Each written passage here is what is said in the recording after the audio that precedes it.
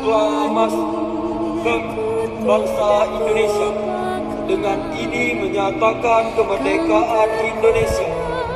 Hal-hal yang mengenai pemindahan kekuasaan dan lain-lain diselenggarakan secara seksama dan dalam tempo yang sesingkat-singkatnya.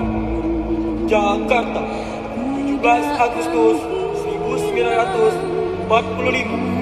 Atas nama bangsa Indonesia, Soekarno-Hatta.